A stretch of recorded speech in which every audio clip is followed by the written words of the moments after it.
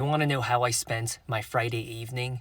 Dude, just crunching and analyzing, extrapolating data from stockanalysis.com in order to figure out who the best S&P 500 income ETF is.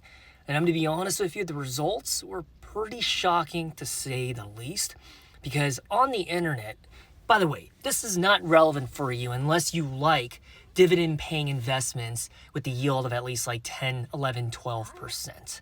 And I already know what your next train of thought is. No, it's not a yield trap. These are ETFs that are by design using a covered called income strategy to generate a 10% dividend yield that is sustainable. At least the data shows us for the past 10, 15 years, they're able to execute and do it every single month. Having said that, everywhere that you look on the internet, when it comes to these high income ETFs, the recommendation without fail, it almost becomes an echo chamber of one person saying it, and then the next person parroting what they just heard is the JP Chase's JEPI. However, I'll tell you right now, based on the video that I just uploaded 2 hours ago, that cannot be further from the truth. I do not understand why JEPI, dude, they're not even in the top 3.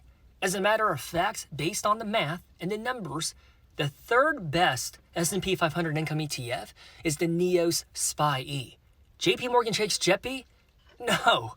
And I apologize up front, because if you're invested into the JP JEPI, it's not what you want to hear, but we can't really argue against the data and the numbers, right? So if this interests you, hop on over to my YouTube channel, Dividend Compounders with Cheese, and I promise you the video is going to be worth your time.